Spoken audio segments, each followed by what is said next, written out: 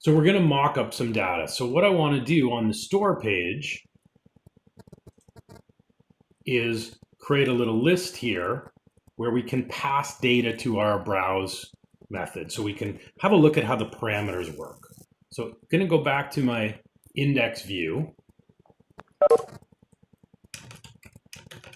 And in here, I'm going to make an unordered list. And we're just going to sort of fake some data here. We're going to create a few categories of beer. We'll just hard code them for today. So I'm going to create 3 li tags.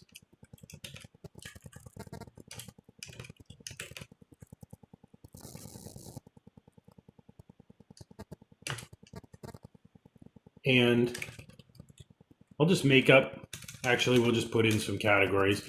We'll put in a few different types of beer. So you can put a suggestion in the chat, or I can just make them up. Not the names of beers, but like a style of beer.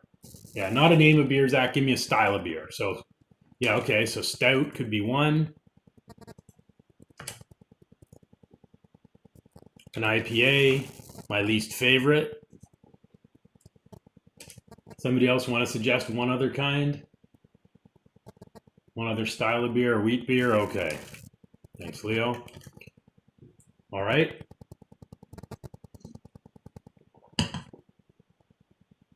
So if I go back and refresh my store,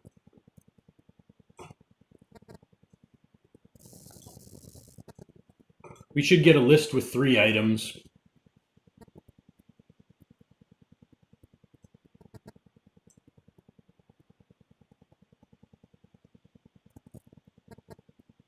All right, so we've got stout, IPA, and wheat. So what we want is we now want to make each of these a link to the browse page where we're passing in the name of the category to that page. So I'm going to wrap each one of these values in an anchor tag. But I'm not going to use an href. I'm actually going to use the ASP directives. I'm going to move stout inside. And I'm going to use first 2 ASP directives, and then I'm going to add a third one. So first we're going to set the ASP controller, which is going to be the store controller. Then we want to set the action. So which method do we want to call in our store controller?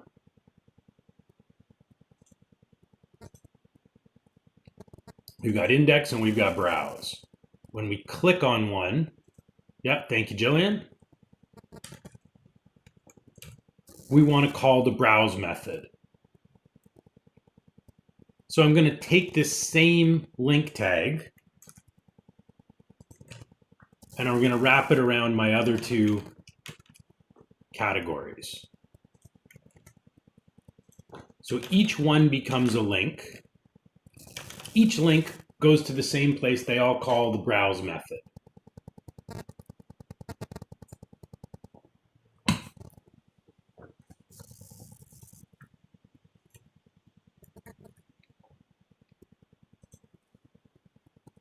Visual Studio, actually, I'll just undo that, also has some neat tools for formatting your code. So notice a couple of my li tags are over here. If I highlight the code and right click, if I choose format selection, fixes my indenting. You can even just do the whole page. So this will keep our HTML nice and readable where tags and sections are indented. So again, you just highlight code or right click and choose format selection.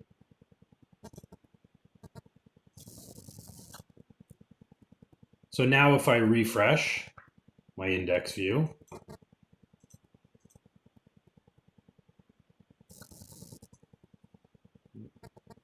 now all my beer names are linked.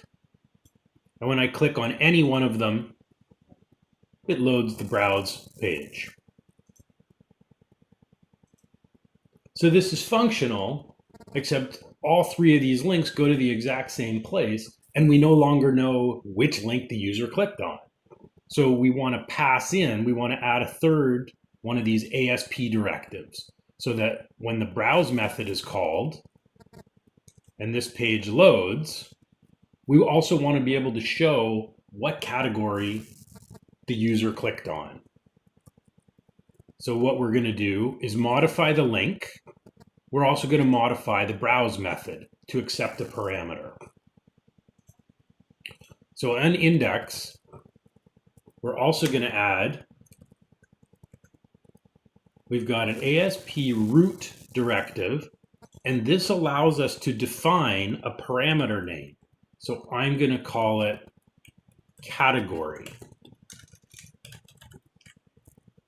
And in here, we're going to pass in the name of the category. So I'll just modify the first link for now so we can see how this works. Go back to my store. So I've added the code that I've highlighted here on line 5, this ASP root category. And this word category, this is just a variable I define. So now when I click on Stout, notice the URL. It calls browse, but it passes in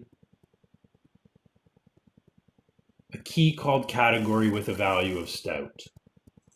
If I click IPA or wheat, we don't see that because we haven't modified those links yet. So I want to add this same parameter, this root value, to each category. So I'm going to add it to my IPA link.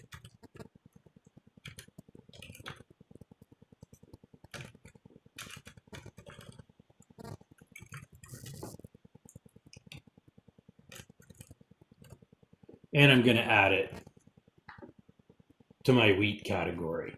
So each one of these links is still calling the browse method, but each of them is passing in a different value for the category parameter.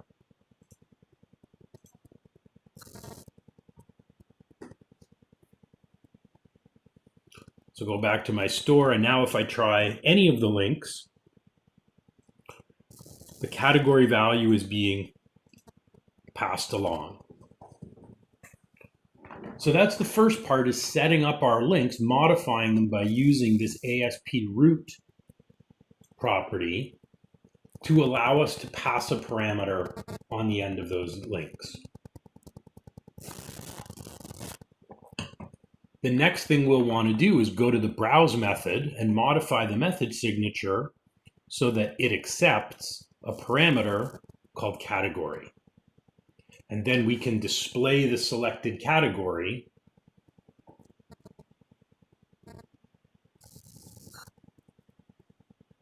on the browse view. So I'm going to go to the store controller, and I want to modify the browse method.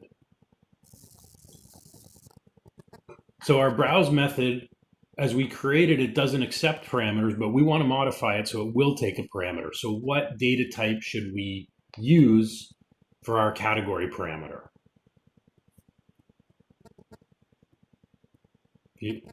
Yep, thanks, Leo. So we're going to pass in a string that we're calling category.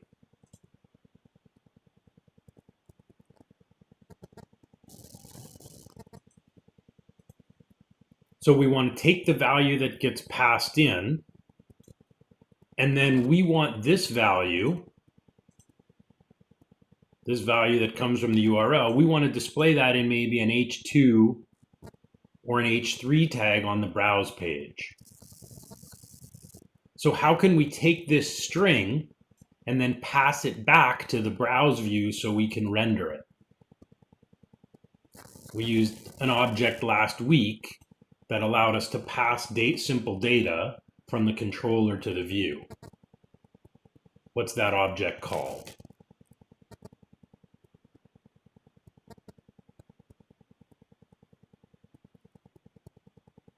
I think there was a quiz question about it.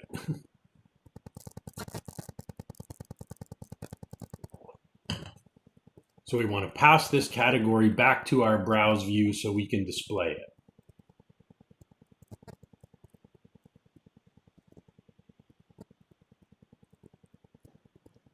Is it model? It's the, yeah, Stella, it's the Viewbag. So we're going to use the Viewbag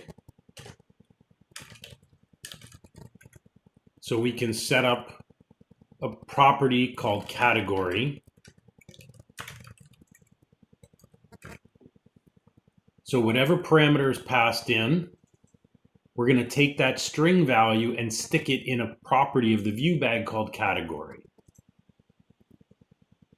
And then on our browse view, then we can display the Viewbag category and we can wrap it in any kind of HTML tags that we want. So we'll put it in maybe an H2 tag. So we've added the string parameter, and then we're taking that incoming string, sticking it in the Viewbag, because that automatically gets passed back to our view. So add the parameter to your method signature, and then put that value into the Viewbag.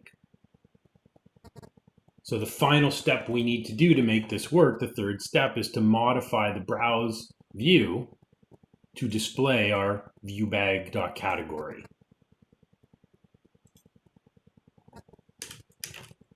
So I'll put on an H2, and I'll use the @ symbol, which means I'm going to be writing server-side code. And we'll just display our Viewbag category here. Let's try this out, see how it works.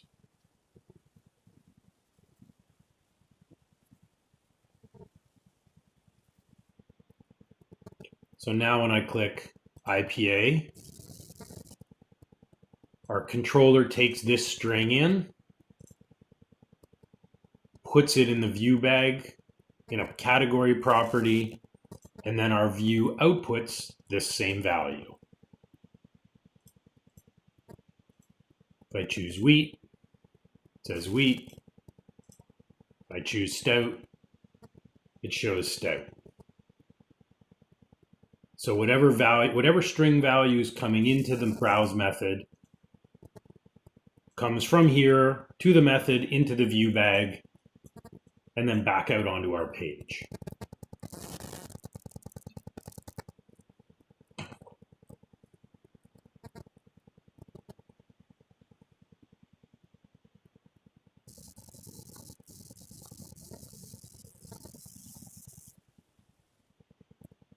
Does anybody have any questions so far? Yep, sure.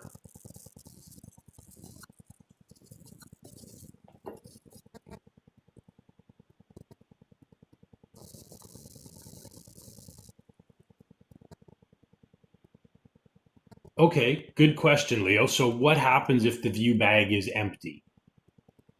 So let's just try that. So let's say if there's no value here in the URL, we don't see anything, but we will still have an H2 tag.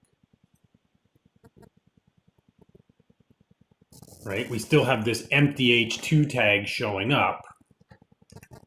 So Leo, this is what you mean. So how could we check against that? Absolutely.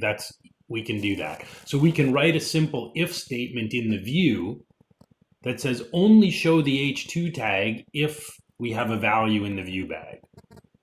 That's a good point. So let's do that.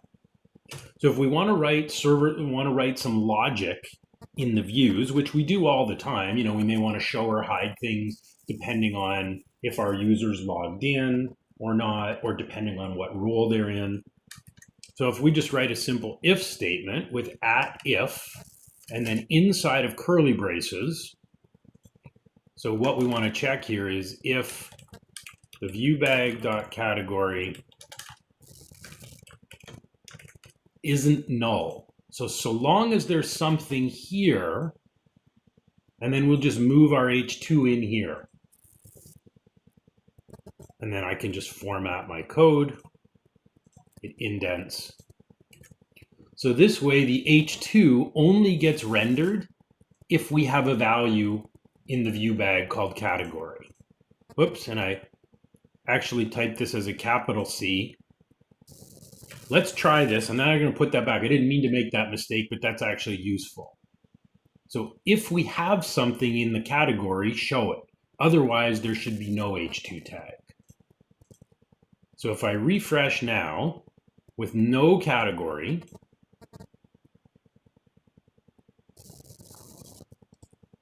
and then go and view the HTML, you'll notice we have no H2 here, which I think, Leo, is what you were getting at. If I do have a category, well, then our H2 shows up. Now, when I first typed this code, I accidentally... Austin, is that a good thing or a bad thing? Like, you're impressed or you're lost? Yeah, I have to say, I love using .NET. I think it's so easy and so powerful, and it does so much work for us. Now, when I first wrote this code, I accidentally had a capital C here. Actually, Austin, I'll come back to your point in a second. So let's see what happens here, because I've created the Viewbag property with a lowercase c. Yet here, if I'm going to check it with an uppercase, let's see what happens in this case. So go back to my store.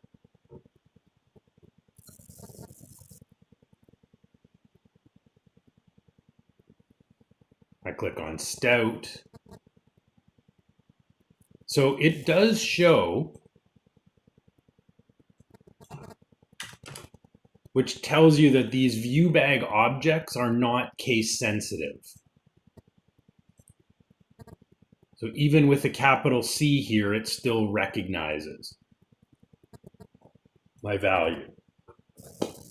Yeah, actually, Austin, just coming back to your point. So this summer, Tom, who I know you guys, I think you guys had Tom for C++.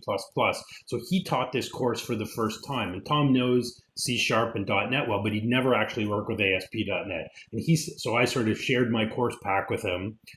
And he did made a bunch of changes. And he said, wow, I love doing ASP.NET Core. Like, it's so easy once you know your way around Visual Studio and C#. It's so easy to build applications quickly. And that's why I actually used it. I used .NET Core for our little project tracker here, which I see a few people have actually already submitted to.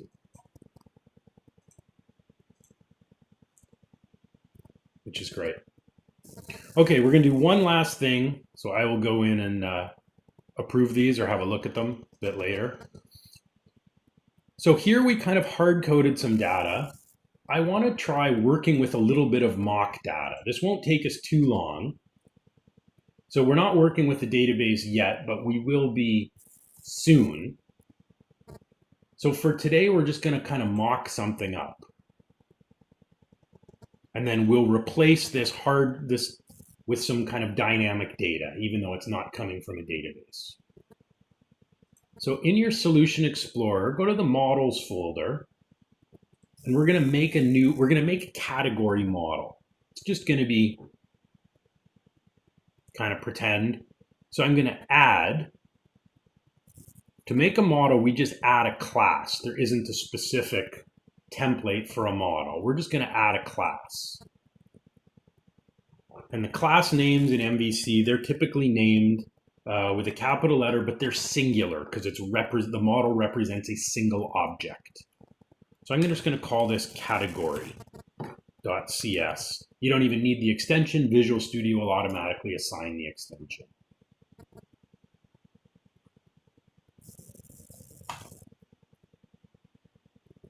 So I've created a public class called category.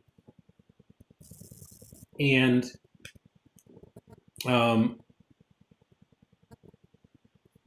we're just going to kind of create some mock categories. So, So we need two properties here. The first, we need, we'll just call it our property. I guess we'll just want to call these properties ID and name. And we'll want to make these properties readable and writable. So we'll just use get and set.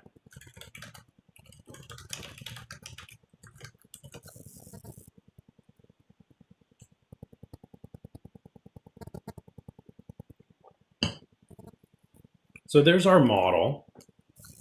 So now our controller, in our controller, we're going to use a loop to make 10 fake categories and then pass these categories to our view to be displayed. So just make your simple model, public class called category with two properties, an integer called ID and a string called name.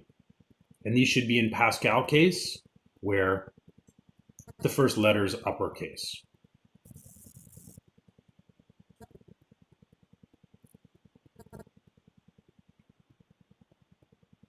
So then we're going to go to our controller.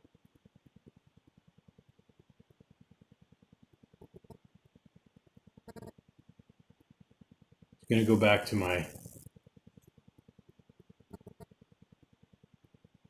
store controller.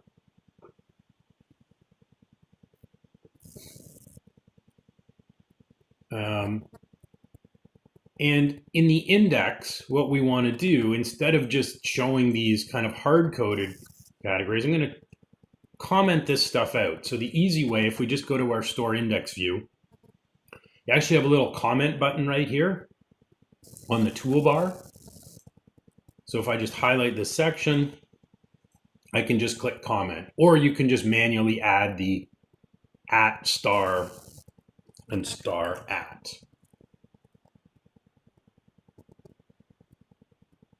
So we're going to comment that list out. And then in the index, we're going to use our mock category model to create and display 10 categories.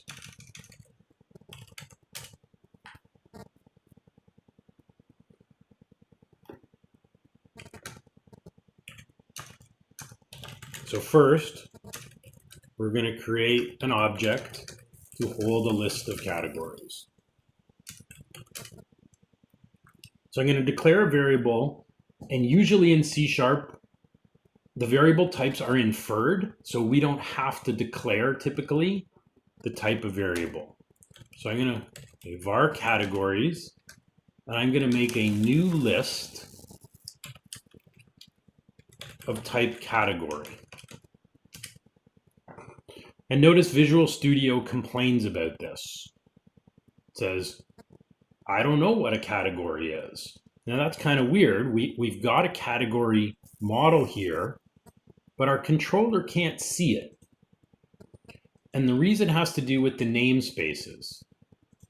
So our controller is created in the controllers folder. So notice the namespace. It's our project name.controllers. Our category model, because it's in the models folder, the namespace is project.models. And this is normal, this is okay.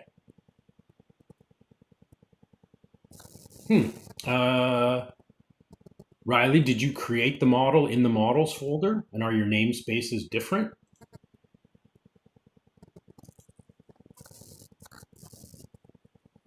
So it's not that they're in the wrong namespaces exactly, Leo. It's just that they're in different namespaces. So the way to fix this is our controller just needs a reference to the model's namespace. Yeah. That's true. I was just, you were right. I was just pointing out that it was sort of by design. So to fix this, we can manually add a reference here to this namespace, or we can use the code hinting in Visual Studio to make the reference for us. So if I just mouse over the error, click the little drop down, it suggests using project name.models. So if I click on that solution, it adds this reference to the model's namespace on line 5. My error goes away. Okay, that's fine, Riley, if you do, no problem.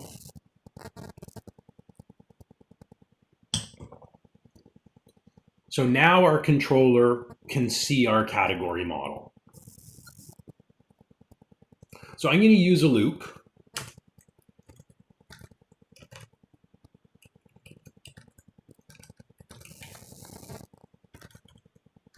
And I'm going to loop from 1 to 10.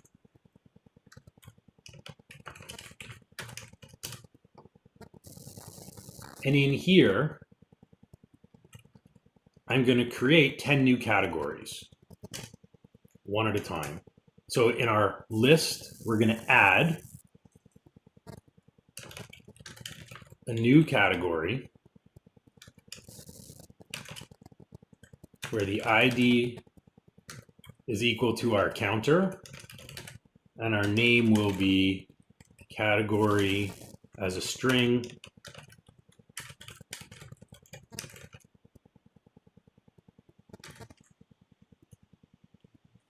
So this is going to create 10 categories with the IDs 1 to 10 and the names category space 1, category space 2, category space 3. Normally, to get a list of data, we're probably going to query the database. But again, we're not working with the database yet. We're just going to look at how would we work with data. So when this loop is done, our categories object, it's going to have 10 items in it. So then what we want to do is modify this statement so that not only are we returning the view, but we are passing this list of data to the view. So we want to modify the return view statement so that it now accepts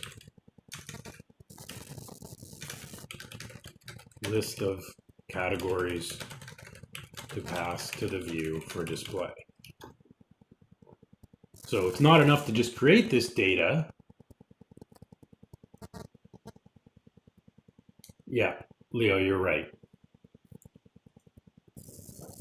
So on line 24, what would I need to add in order to pass that list of categories back to the view? Where my cursor is blinking, I need to add some code in here.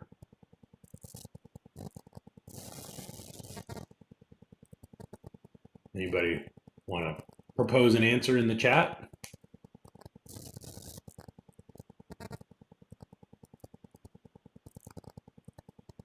So we've made our list of data. Yep. Good, yes. So we've created our list called categories. We've populated it in a loop.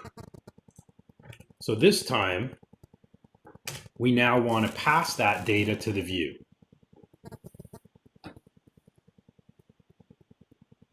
So we're going to have to modify the view and tell it that the view needs to accept or expect a list of type category being passed to it. And then we can use a loop to display them.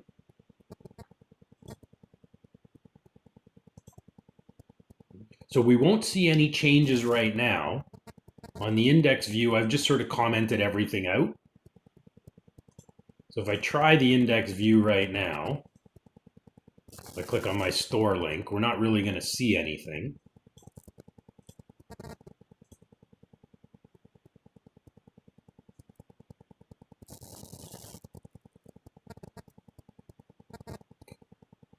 So notice our hard-coded list, it's commented out. So we need to do two things on this view. We need to tell the view at the top, hey, you're getting in a list of categories. And then we're going to use a loop to regenerate this list dynamically, rather than hard-coding in the 3 links. So the first thing, and this has to go on the very first line, is we're going to declare that our view has a model. So that means what type of data this view is going to accept. So what we want is the name of our project dot models. So this means the way I've written it, this would accept category data, but only one. Because our controller is actually passing a list of categories, we need to be a little more specific. So rather than a single category, we're going to use an object called or a decorator called IEnumerable. This basically means a list which can be iterated. Whoops.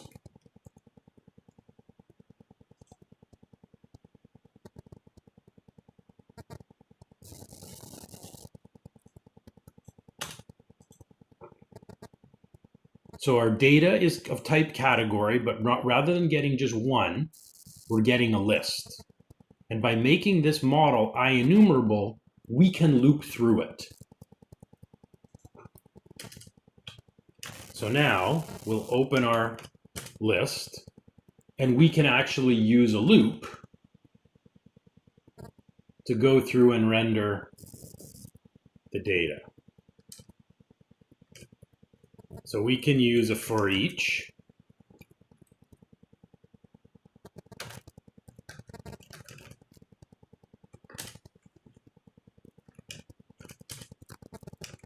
So inside our loop, we're going to output.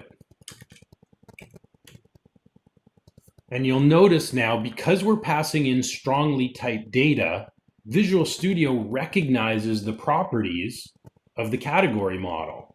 So inside our loop, we don't have to worry about mistyping the names of the properties. So we want to display first the category name. So let's try this first, and then we can convert it into a link after.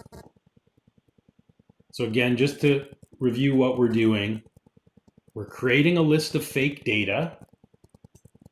And when we load the view, we're passing this list to it. In our view, we're declaring that the view accepts a list of this type of data, type category. And then we're using a loop to output our 10 categories. So let's see what this does. And I am mindful a lot of you have class at 4 o'clock. So if I refresh, we should get a list with our 10 categories, which we do. So this IEnumerable is important. This means it's a list of data that we can iterate through. If we're only passing one category, we wouldn't have this IEnumerable here. So now we want to also rewrite these as links. So I'm going to wrap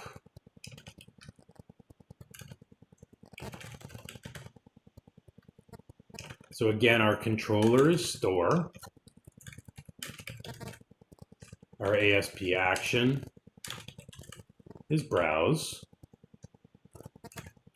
and our ASP root category is equal to c.name.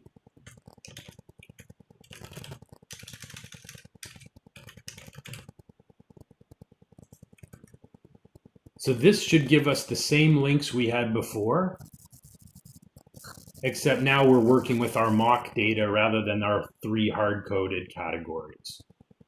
So each link is going to call the browse method of the store controller and pass in the name of the category. So we'll try this. So I'll refresh my store index. Now each category is a link. And when I click it, the browse page shows my H2 tag that displays the proper category. Or normally we would then query the database and show the products in this category.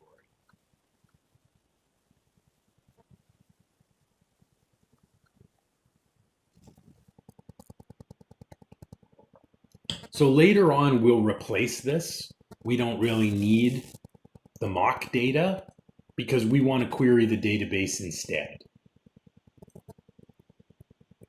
But this gives you some idea of what it will look like when we query the database and then want to pass a list of data. We'll use this IEnumerable for a list, and then we can just loop through. This C, this is just a variable I created to represent a category.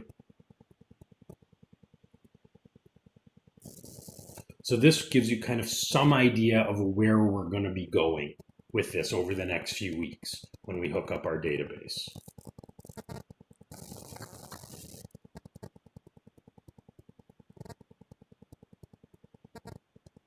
Okay, it's 3:45. I'm going to create a repository and push this up to GitHub.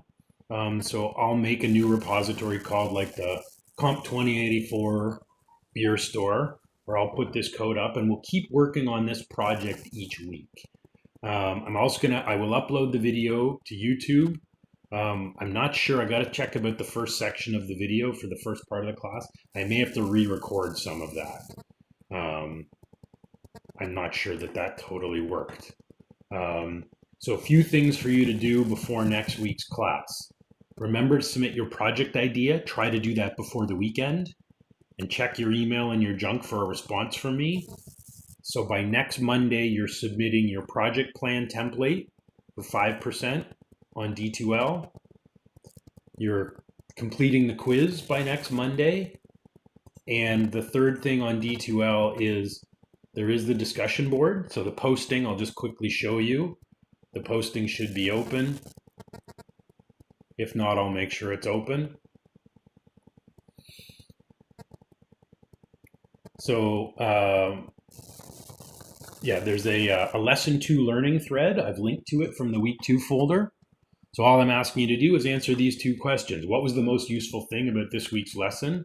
And what's something about MVC or ASP.NET that you really want to learn based on what you know so far? Does anybody have any questions before we go for today?